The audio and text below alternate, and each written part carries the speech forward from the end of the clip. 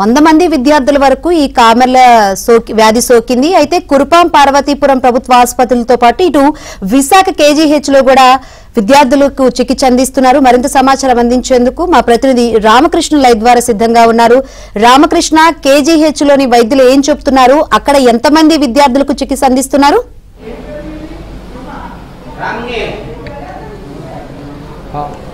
శంకరి, విశాఖపట్నం కేజీహెచ్లోని పార్వతీపురం మన్యం జిల్లా కురుపాం ఆశ్రమ గిరిజన విద్యార్థులు చాలామంది అస్వస్థతకు గురయ్యారు. వాళ్ళందరూ కేజీహెచ్లో జాయిన్ అయ్యారు. అంటే సుమారు 37 మంది వరకు జాయిన్ అయ్యారని మనకు తెలుస్తుంది. మెరుగైన వైద్యం కూడా కేజీహెచ్ వైద్యులు అందిస్తున్నారు. నిన్న మంత్రి గుమ్మడి సంజారాన్ని కూడాను వచ్చి విద్యార్థులను కూడా పరామర్శించారు. వైద్యం ఎలా అందుతుందో కూడా తెలుసుకున్నారు. మరి కాసేపట్లను హోంమంత్రి అనిత కూడా ఇక్కడికి వచ్చి ఇక్కడ విద్యార్థులని అందరినీ కూడాను ఆరోగ్య పరిస్థితిపై ఆరా తీస్తారు. అయితే ప్రజెంట్ ఈ విద్యార్థులు ఎంతమంది ఉన్నారు, వారికి ఎటువంటి వైద్యం అందుతుందో మనతో మాట్లాడడానికి కేజీహెచ్ వైద్యులు ఉన్నారు, అడిగి తెలుసుకుంది. సార్, ఇప్పుడు ప్రజెంట్ ఎంతమంది సార్ ఇక్కడ విద్యార్థులు చికిత్స పొందుతున్నారు? మొత్తం మన దగ్గర 45 మంది ఉన్నారండి. అందులో 30 మంది మోర్ దెన్ 12 years ఉన్నారు. కాబట్టి వాళ్ళని అడల్ట్స్గా మేము గ్యాస్ట్రెంటరాలజీ డిపార్ట్మెంట్లో మేము అడ్మిట్ చేసి ట్రీట్మెంట్ చేస్తున్నాం. ఇంకొక 15 మంది పీడియాట్రిక్ వార్డులో ఉన్నారు. అయితే అందరూ కూడా స్టెబుల్గా ఉన్నారు. వాళ్ళ కండిషన్స్ అంతా బాగానే ఉన్నాయి. ఇప్పటికి వాళ్ళకి ఏమి కంప్లైంట్స్ అయితే లేదు, ఓన్లీ జాండీస్ తప్ప. ఇనీషియల్గా వాళ్ళకి కడుపు నొప్పి, ఫీవర్ అది వచ్చింది, తగ్గిపోయింది. ఇప్పుడైతే అంత స్టెబుల్గా ఉన్నారండి. అంటే సార్, ఎందుకు ఒకేసారి ఇంతమంది విద్యార్థులు మీకు ఎందుకు వచ్చిందంటారు? మేము ఏమనుకుంటున్నామంటే మోస్ట్లీ ఇలాగా ఒక ఎపిడమిక్ లాగా ఎప్పుడైనా ఒక హాస్టల్ నుంచి కానీ వస్తే యూజువల్గా కామన్ సోర్స్ ఉండొచ్చు. అందులో ఈ హెపటైటిస్ ఏ కామన్గా ఈ 45 మందిలో 10 మందికి పాజిటివ్ వచ్చింది. అంటే ఇది వాటర్ అండ్ ఫుడ్ బాన్ అనమాట. కలుషితమైన నీరు, ఆహారం తీసుకోవడం వల్ల ఈ హెపటైటిస్ ఏ లివర్కి ఇన్ఫెక్ట్ అయ్యి జాండీస్ రూపంలో వస్తుంది. అయితే ఇన్ జనరల్గా వీళ్ళందరూ కూడా 3 to 4 weeksలో రికవర్ అయిపోతారు. 100 మందిలో ఒక్కరికే ప్రమాదం జరుగుతుంది. సో అంత సేఫ్గా ఉంటుంది ఈ ప్రాబ్లమ్. యూజువల్గా ప్రాబ్లం రాలేదు ఇంతవరకు. సో ఇక్కడున్న పరిస్థితులు చూస్తే కూడా అందరూ స్టేబుల్గా ఉన్నారు ఇప్పుడు ప్రస్తుతానికి. ఇదంతా కూడా మోస్ట్లీ మేము అనుకున్నాం ఏమైనా వాటర్ కంటామినేషన్ కానీ ఫుడ్ కంటామినేషన్ కానీ అక్కడ జరిగి ఉండొచ్చు అనుకుంటున్నాం. ఇంకా ఇప్పుడు తదుపరి ఇన్వెస్టిగేషన్ ఇప్పుడు అక్కడ విజయనగరం టీం వెళ్ళి అక్కడ ఇంకా నిర్ధారిస్తుంది ఇవాళ వెళ్ళి మళ్ళీ ఒకసారి. సో వాళ్ళు రిపోర్ట్ వచ్చిన తర్వాత మనకి క్లియర్గా వస్తుంది యాక్చువల్ ఎందుకు వచ్చింది అనేది. మరి ఇప్పుడు మీరు ట్రీట్మెంట్ అందిస్తున్నారు కదా, వీళ్ళందరికీ ఆరోగ్య పరిస్థితి బాగుంది. మరి ఎప్పుడు డిశ్చార్జ్ చేసే అవకాశం ఉంది? మోస్ట్లీ కొన్ని డిశ్చార్జ్ క్రైటీరియా ఉంటాయి వీటికి. ఏంటంటే జాండీస్ కొంత లెవెల్ తగ్గాలని, వాళ్ళకి కిడ్నీ ప్రాబ్లమ్స్ కానీ వేరే ప్రాబ్లమ్స్ రాకుండా ఈ 3 daysలో ఉంటే ఆఫ్టర్ 3 days మనం మోస్ట్లీ మళ్ళీ వెనక్కి పంపించి అక్కడ సిఎస్సిలో వాళ్ళకి మళ్ళీ మేము అందజేయడం జరుగుతుంది. అక్కడి నుంచి మళ్ళీ ఫాలో అప్ క్రైటీరియా పెడతాం. సార్, ఇప్పుడు ఐసోలేషన్ వార్డు ఉంది కదా సార్, దీంట్లో ఎంతమంది సార్ ట్రీట్మెంట్? ఇక్కడ మొత్తం ఈ ఐసోలేషన్ వార్డు ఇక్కడ మొత్తం 18 ఉన్నారండి. పక్కన ఐఆర్సీలో 10 మంది ఉన్నారు. 15 మంది పీడియాట్రిక్ వార్డులో ఉన్నారు.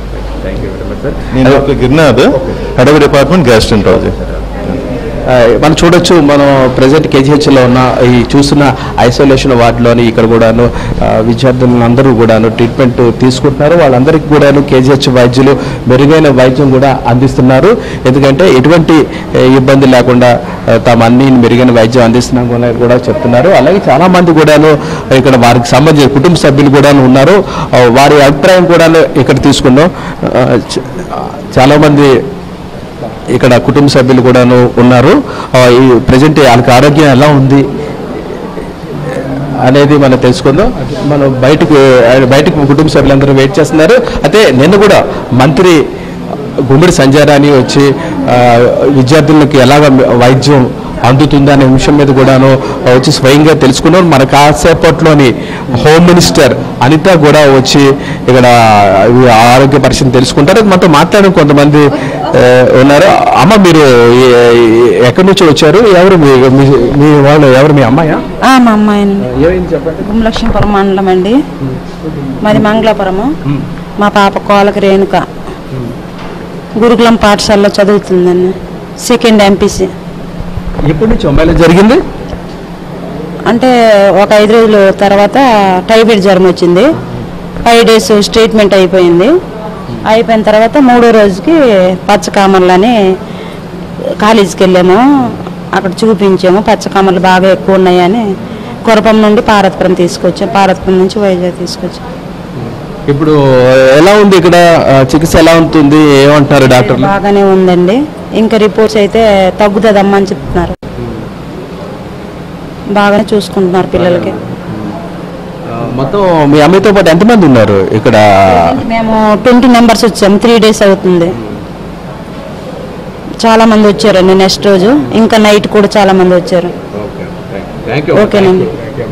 ఇది మొత్తం మీద పరిస్థితి కేజీహెచ్లోని ఆశ్రమ పాఠశాల గిరిజన ఆశ్రమ పాఠశాల సంబంధించిన విద్యార్థులందరికీ కూడాను మెరుగైన వైద్యం అందిస్తున్నామని కూడా చెప్తున్నాం. వారికి కాసేపట్లో హోమ్ మినిస్టర్ అనిత కూడా వచ్చి వీళ్ళందరినీ కూడాను పరామర్శించున్నారు. ఏదేమైనా కూడాను 2-3 వారాల్లో కూడాను వీరందరూ కూడా డిశ్చార్జ్ అయ్యే అవకాశం ఉందని కూడా ఇటు కేజీహెచ్ వైద్యులు కూడా చెప్తున్నారు. వాటు హైదరాబాద్.